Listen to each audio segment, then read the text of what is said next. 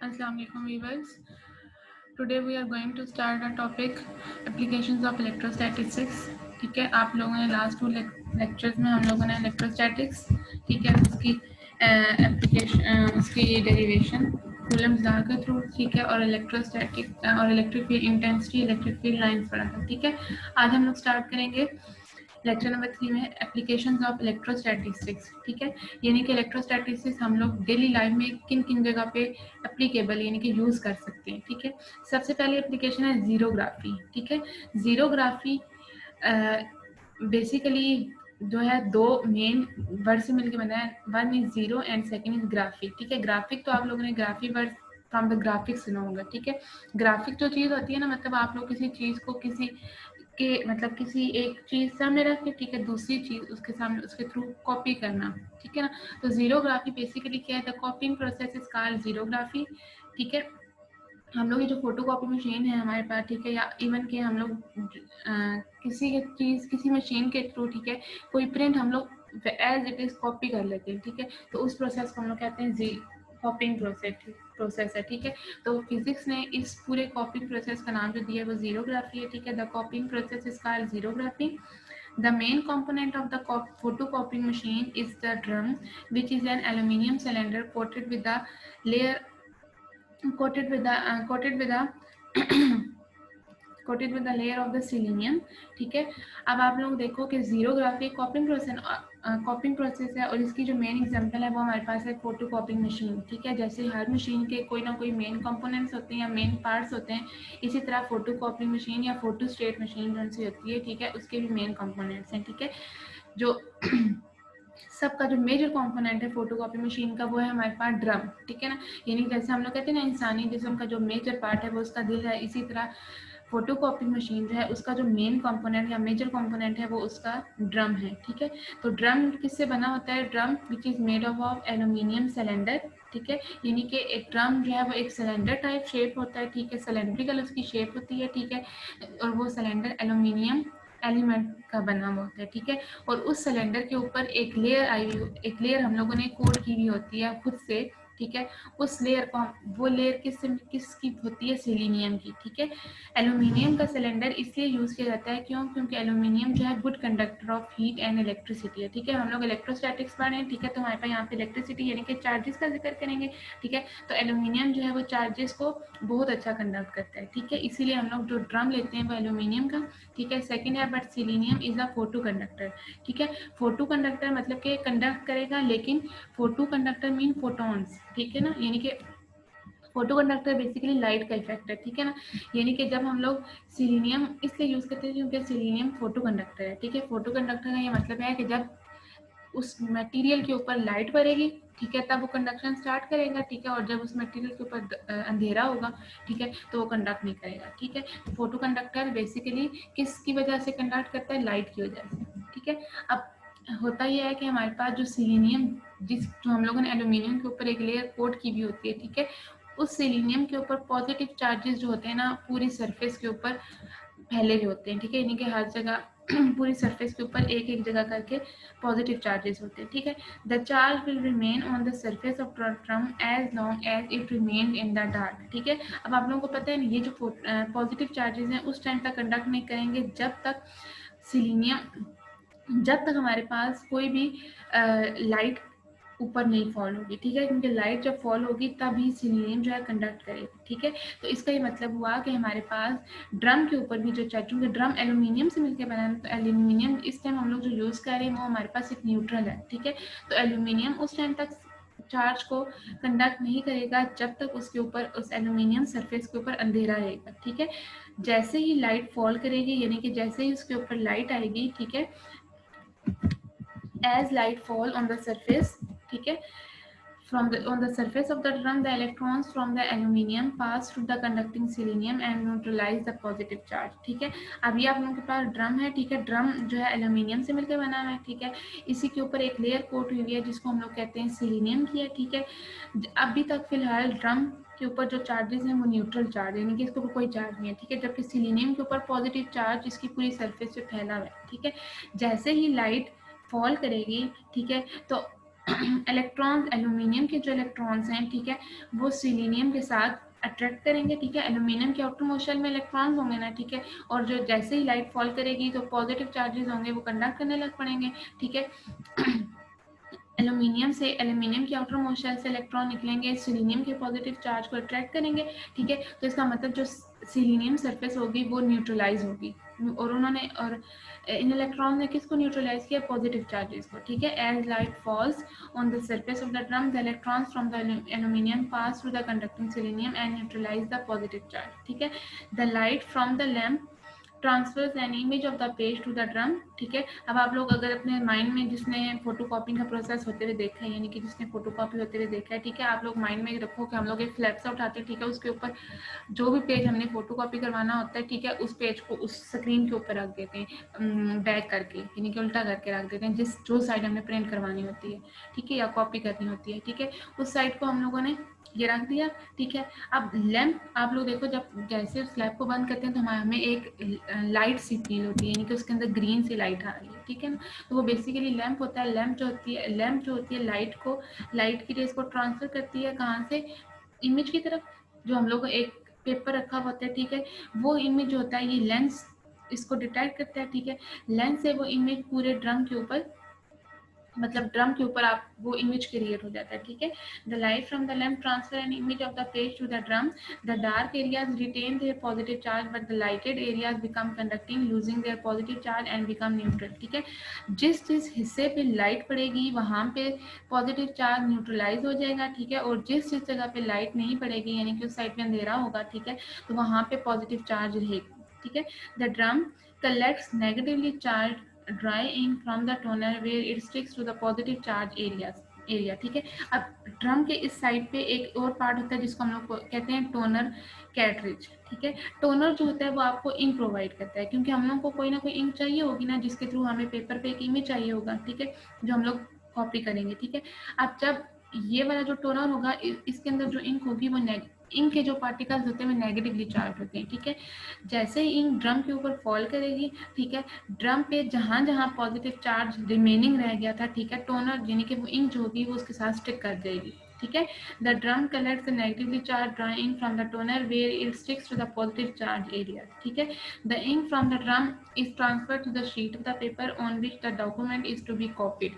अब यहाँ पे हम लोग एक साइड पे ब्लैंक पेपर रखते हैं, ठीक है, ये ड्रम रोल होता रहता है, ठीक है, ये आपका रोलर्स लगे हुए होते हैं, ठीक है, ड्रम रोल होता होता, ठीक है ना। ये पेज फिर हम लोग इसको देते हैं ताकि इमेज इसका प्रिंट कर सके, ठीक है। ये कंप्लीट ये पेज इस ड्रम के ऊपर रोल होता है, ठीक है। इसके बाद हमें जो न्यू पेपर जो इस रोल हुई इमेज से आता है, ठीक है, तो वो हमारे पास उसके ऊपर एज इट इज कॉपी, जो हम लोग इमेज क्रिएट करना चाह रहे थे या जो भी डॉक्यूमेंट कॉपी करना चाह रहे थे वो एज इट इज हमारे पास निकल आता है, ठीक है। अब आप लोगों ने अगर फील किया होगा, जब भी हम लोग फोटो कॉपी करवाते हैं तो हमारे पास जो पेज प्रिंट होकर निकलता है ये हमेशा हीटेड होता है। क्यों? क्योंकि ये एक हीटेड रोलर से पास होकर आता है, ठीक है। दैट्स व्हाई इसका जो टेम्परेचर होता है वो थोड़ा सा इंक्रीज हो जाता है, ठीक है। Heated pressure rollers then melt the ink into the paper to produce the permanent ink of the document. इस हीटेड रोलर का काम है कि ये हमारे पास जो इंक है इसको हीट प्रोवाइड करता है ताकि इंक जो हो वो मेल्ट हो जाए और वो परमानेंटली पेपर के ऊपर प्रिंट हो जाए, ठीक है। ओके, ये हमारे पास हो गया फोटो कॉपिंग मशीन, ठीक है, यानी कि जीरोग्राफी। इस पूरे प्रोसेस में पॉजिटिव और नेगेटिव चार्जेस यूज हुए, तो that's the electrification and electrostatics. Okay, now move towards the inkjet printer, ठीक है। इंकजेट प्रिंटर ये भी एक प्रोसेस है प्रिंट करने का, यानी कि हम लोग एक कलर प्रिंटर कैसे देते हैं, ठीक है। तो इसमें हम लोग ये देखो, आप लोग पिक्चर भी देख रहे हो कि हमारे पास कलर प्रिंटर है, ठीक है, जिसमें हम लोग एक तरह का इमेज ही कॉपी करते हैं, ठीक है।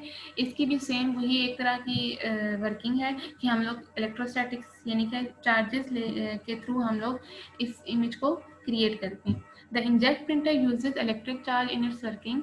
The ink is forced out of a small nozzle and breaks into the extremely small droplets during their flight. The droplet pass through two electrical components, which are the charging electrode and deflecting plates. The charging electrodes are used to charge the ink droplets that are not needed on the paper. the charged ink droplets are deflected into the gutter यानी कि closed surface by the deflecting plates. The uncharged ink droplets pass through the deflecting plates and strike the paper. When the print head moves over the paper which is to be inked, the charging control turn off the charging electrode. Okay. अब आप लोग इस picture को देखो, ठीक है। इस picture में यह है कि हमारे पास इंक सप्लाई हम लोग करते हैं, ठीक है, यानी कि हम लोग कंप्यूटर के थ्रू, अब आप लोग देखो ये वाला प्रिंटर जो होता है ना कंप्यूटर के साथ कनेक्टेड होता है, ठीक है। जिस पेपर को या जिस पेज को हम लोगों ने प्रिंट करना होता है कंप्यूटर के थ्रू हम उसको इंस्ट्रक्शन देते हैं इस प्रिंटर को, ठीक है। यानी कि हम लोगों ने let's suppose instruction from the computer, ठीक है। आप लोगों को पता है कि जब कंप्यूटर के साथ प्रिंटर अटैच करेंगे, ठीक है, तो वोल्टेजेस कंप्यूटर में भी आएंगे, यानी कि ठीक है, यानी कि हम लोग इंस्ट्रक्शन दे रहे हैं कंप्यूटर को कि प्रिंटर ने कैसे काम करना है, ठीक है। हम लोग इंक सप्लाई करते हैं, ठीक है। इंक जब सप्लाई करते हैं तो इंक के ड्रॉपलेट्स जाते हैं एक स्मॉल वेसल से पंप के पास, ठीक है। पंप जो होते हैं, पंप आप लोगों को पता है ना पंप का क्या, वो छोटे छोटे टाइनी ड्रॉपलेट्स, यानी कि अगर हम लोग अगर वाटर पंप आप लोग देख लो, ठीक है, वाटर पंप जब हम लोग पंप करते हैं तो वाटर के छोटे छोटे ड्रॉपलेट्स हमें बाय मतलब स्प्रेड हुए फील होते हैं, ठीक है। सेम यही केस होगा कि जब हम लोग इंक को सप्लाई करेंगे पंप के पास, ठीक है, पंप जो होगा वो अपनी पंपिंग प्रोसेस से नोजल पंप के नोजल से जो हमारे पास इंक के ड्रॉपलेट्स होंगे वो बाहर निकलेंगे, ठीक है, यानी कि in the form of droplets, ठीक है। ये पंप की नोजल है, ठीक है। पंप की जब हम लोग पंप करेंगे, ठीक है, जो इंक ड्रॉपलेट्स होंगे वो इस पंप से बाहर निकलेंगे, ठीक है। ये बिल्कुल जब जाते जाएंगे तो इन्हीं जैसे ही इस नोजल से बाहर आएंगे हम इसके सामने एक चार्जिंग इलेक्ट्रोड्स होंगे, ठीक है। चार्जिंग इलेक्ट्रोड्स का मतलब है हमारे पास एक नेगेटिव इलेक्ट्रोड होगा और एक पॉजिटिव, ठीक है।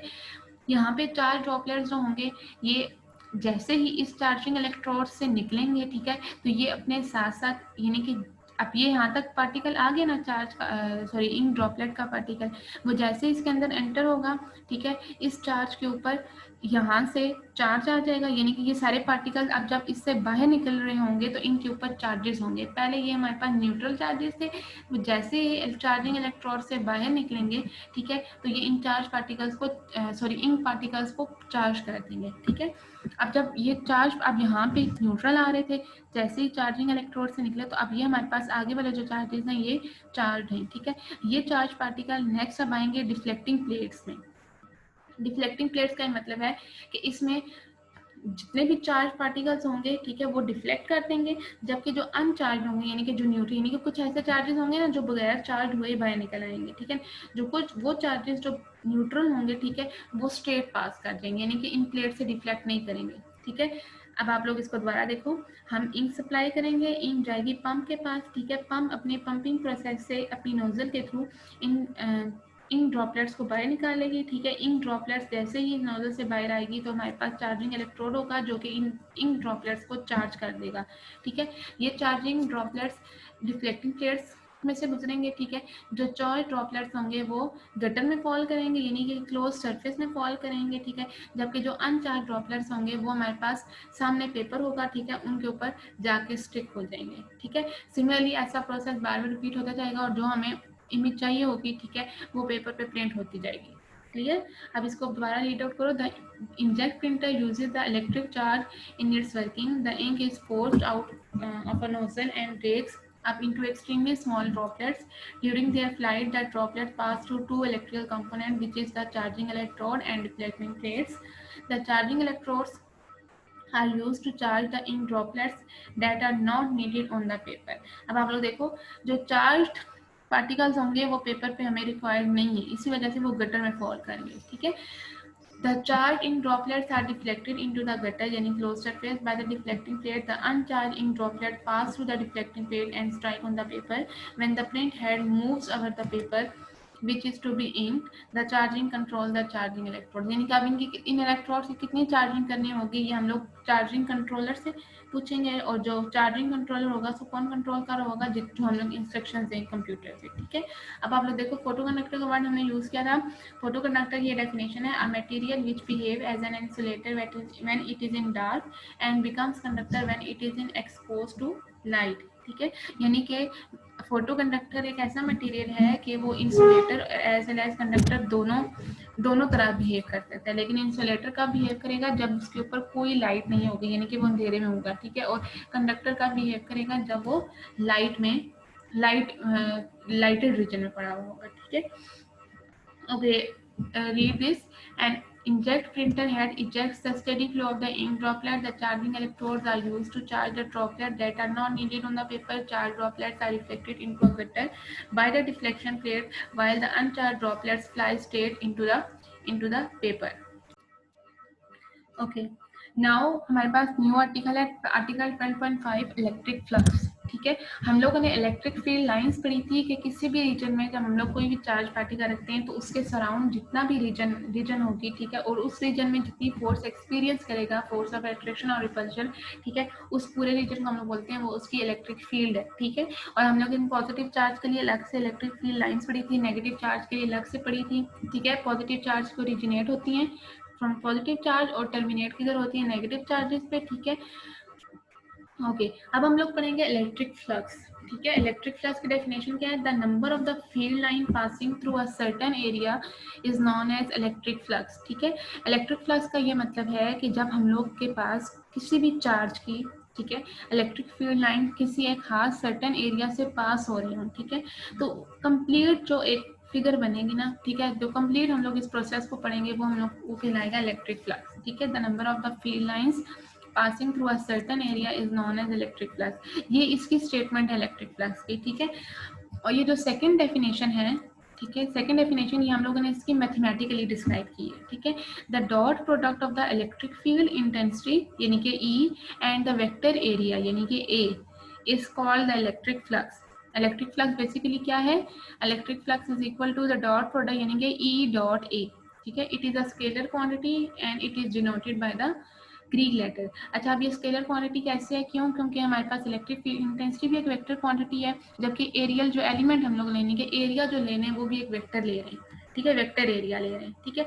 जब उन दोनों के मिलान डॉट प्रोडक्ट होगा तो हमारे पास हमेशा एक स्केलर क्वांटिटी आएगी। आप लोगों ने पढ़ा था कि किसी भी दो वेक्टर्स का जब डॉट प्रोडक्ट आपस में नहीं जाता है तो आंसर हमारे पास एक स्केलर क्वांटिटी आती है। तो इसी वजह से हमारे पास जो इलेक्ट्रिक फ्लक्स है वो क्या है? एक स्केलर क्वांटिटी है, और उसको हम लोग एक ग्रीक लेटर से डिनोट करते हैं, ठीक है। मैथमेटिकली हमने लिखा phi E is equal to E dot A, दोनों के ऊपर एरो एड इस वजह से लगा है क्योंकि दोनों वेक्टर क्वांटिटीज हैं, ठीक है।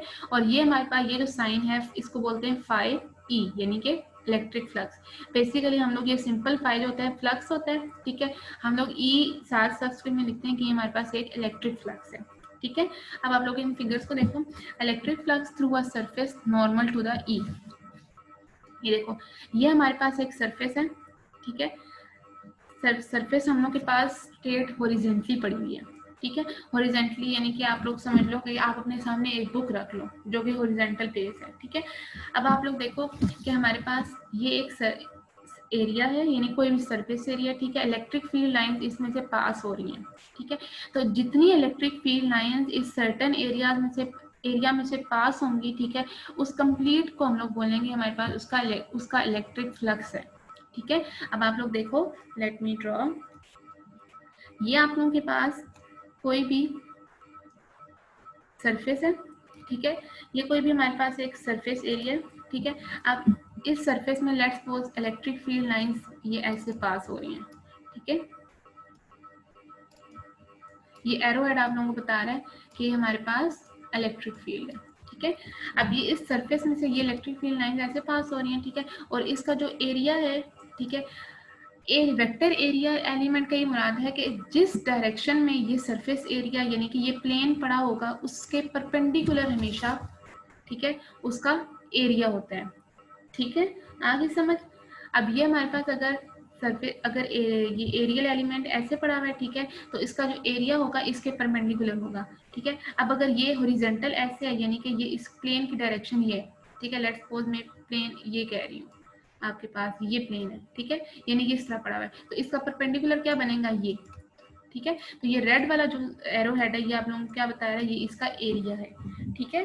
अब आप लोग देखो एरियल एलिमेंट, ठीक है, और इसका एरिया ये समझ आ गई? क्लियर?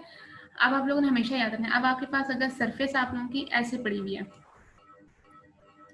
दिस वन दिस, ठीक है। अब आप लोग देखो अगर फील्ड लाइन इसकी तब भी ऐसे हैं, ठीक है, ये इलेक्ट्रिक फील्ड लाइंस पास हो रही हैं, ठीक है। अब अगर मैं इसमें से चाहती हूँ कि हमें वेक्टर एरिया कैसे फाइंड आउट होगा, तो आप लोग देखो इसका जो वेक्टर एरिया होगा वो कैसे होगा, ये अगर प्लेन ऐसे है ना, ठीक है, तो इसका परपेंडिकुलर ये हो, ये आप ये देखो, ये जो सरफेस है ये वर्टिकली प्लेस्ड है, यानी कि खड़ी हुई है एक तरह की, जबकि ये जो प्लेन था, ये जो सरफेस थी, ये हॉरिजेंटली प्लेस्ड थी। ठीक है, जब कोई भी चीज ये देखो हॉरिजेंटली प्लेस्ड होती है तो उसका जो परपेंडिकुलर है ये बनता है। ठीक है, और जब कोई भी सरफेस या एनी मटेरियल अगर वर्टिकली प्लेस है तो उसका जो परपेंडिकुलर है वो ये बनता है। ठीक है, तो आप लोगों ने इस बात का ध्यान रखना है। ठीक है, ओके, नाउ नेक्स्ट है हमारे फिगर देखो, अगर हमारे पास कोई सरफेस है टिल्ड शेप में पड़ी हुई हो, ठीक है, टिल्ड का मतलब है लेट्स सपोज ऐसे पड़ी हुई है, ठीक है, तब उसमें से इलेक्ट्रिक फील्ड लाइन या उसका वेक्टर एरिया कैसे फाइंड होगा। ठीक है, आप लोग देखो ये हमारे पास उसकी इलेक्ट्रिक फील्ड है। ठीक है, ये रेड, अब यहाँ पे मैंने रेड से शो कर दिया। ठीक है, अब इसका जो हमारे पास एरिया होगा, ठीक है, अब देखो इसका जो एरिया होगा, अब हम लोगों ने इसका परपेंडिकुलर ड्रॉ करना है। अब देखो एरिया हमेशा इस डायरेक्शन में होगा, ठीक है, यानी कि इसके परपेंडिकुलर। ठीक है, तो अब देखो ये अगर इसका ई है, ठीक है, अब इस लाइन पे लेट्स सपोज ई ये आ रहा है। ठीक है, तो आप लोग देखो कि हमारे पास ये एंगल बन रहा है, ठीक है, जिसको मैं थीटा कह रही हूँ। ठीक है, तो आप देखो ई और ए के दरमियान एंगल बन रहे हैं। ठीक है ना, जब हम लोग इसका एंगल डिस्कस करेंगे तो हमारे पास phi is equal E dot है, यानी कि E A cos of theta. Okay, now okay, now where E is the electric field, ठीक है, where E is the electric field and A is the vector area। ठीक है, next है हमारे पास, अब इक्वेशन ए को अगर हमारे पास इलेक्ट्रिक फील्ड और एरिया के दरमियान कोई एंगल बनना होगा, ठीक है, तो हम लोग उस इक्वेशन को कैसे लिखेंगे, E A cos of theta. ठीक है, where theta is the angle between E and A. Okay, where theta is the angle between E and A. okay, now we'll move towards okay, okay, अब now हम लोग ये तो हम लोगों ने पढ़ लिया phi is equal to E A cos of theta, where theta is the angle between E and A. अब हम लोग इनके केसेस को डिस्कस करेंगे। ठीक है, अब इनके केसेस में ये है कि अगर हम लोग, ठीक है, केस नंबर 1 ये है कि if the vector area A is taken parallel to the field lines E then the electric flux. अब हम लोग इसके एंगल को डिफाइन करेंगे। ठीक है, अब देखो उन्होंने कहा है कि अगर हमारे पास एरिया जो है parallel to the electric field lines होगा, लाइक ये। ठीक है, अब आप लोग देखो जो हम लोगों ने प्लेन को रखा हुआ है, जिस डायरेक्शन में रखा है वो वर्टिकल है, यानी कि परपेंडिकुलर डायरेक्शन में प्लेन पड़ा हुआ है, लेकिन इसका जो एरियल एलिमेंट है यानी कि वेक्टर एरिया है वो परपेंडिकुलर टू द प्लेन है। अब ये अगर प्लेन है तो इसका जो वेक्टर एरिया होगा वो इस तरफ होगा। ठीक है, हम लोगों ने प्लेन को परपेंडिकुलरली हेल्ड किया हुआ है, इसका वेक्टर एरिया इस प्लेन के परपेंडिकुलर है। ठीक है, लेकिन ये जो वेक्टर एरिया है ये इलेक्ट्रिक फील्ड लाइन से पैरेलल है, क्योंकि जिस डायरेक्शन में इलेक्ट्रिक फील्ड है उसी डायरेक्शन में एरिया है। ठीक है, तो इस कंडीशन में इलेक्ट्रिक फ्लक्स क्या होगा, phi is equal to E A cos of theta होता है ना। ठीक है, थीटा यहाँ पे एंगल डिफाइन कर रहा है बिटवीन ई एंड ए। अब यहाँ पे देखो ई भी इस डायरेक्शन में, ए भी इस डायरेक्शन में। ठीक है, तो इन दोनों के दरमियान क्या है, पैरेलल, यानी कि 0 डिग्री एंगल है। ठीक है, तो कॉज ऑफ 0 किसके इक्वल होता है, 1 के, तो हमारे पास जो फ्लक्स है वो ई ए आ जाएगा। ठीक है, thus electric flux to any aerial element will be maximum when the electric field intensity is parallel to the vector area A. ठीक हो गया। ओके, नेक्स्ट है हमारे पास case number 2। If the vector area A is taken perpendicular to the field lines E, then the electric flux passing through the body is given by phi is equal to E A cos of 90। अब देखो यहाँ पे electric field और ए electric field intensity और ए के दरमियान जो angle बने वो 90। क्यों, क्योंकि अब ये प्लेन अगर ऐसे है तो इसका वेक्टर एरिया इसके परपेंडिकुलर, यानी कि अगर प्लेन ऐसे है तो इसका परपेंडिकुलर ऐसे होगा, ये वेक्टर बन गया। अब देखो इलेक्ट्रिक फील्ड लाइन इस तरफ है, तो अगर ये इस तरफ है, ठीक है, इसका परपेंडिकुलर ये मतलब एरिया इस तरफ है, तो दोनों के दरमियान जो एंगल बन रहा है वो 90 डिग्री का बन रहा है, तो cos 90 0 होगा। तो हमारे पास electric flux through any aerial element will be 0 when the electric field intensity and the area are perpendicular to each other. ठीक हो गया, यहाँ तक हमारा आर्टिकल कवर हो गया ये वाला। इन दोनों केसेस को इस तरह से भी पूछा जा सकता है कि हमारे पास if the plane is held perpendicular, ठीक है, टू द फील्ड लाइन। ठीक है, अब देखो ये प्लेन है, ठीक है, if the plane is held perpendicular, perpendicular का मतलब है वर्टिकल, ठीक है। अब आप लोगों को पता है ना कि हमारे पास जो, एक मिनट, हमारे पास जो ये वाली लाइन होती है इसको हम लोग बोलते हैं हमारे पास परपेंडिकुलर लाइन है, ठीक है। और जो ये वाली लाइन होती है इसको हम लोग कहते हैं हमारे पास हॉरिजॉन्टल लाइन है, ठीक है।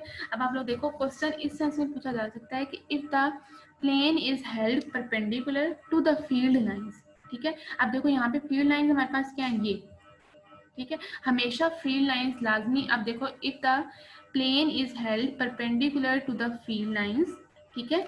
ये अब ये हमारे पास प्लेन है, ठीक है, जो कि परपेंडिकुलर प्लेस है।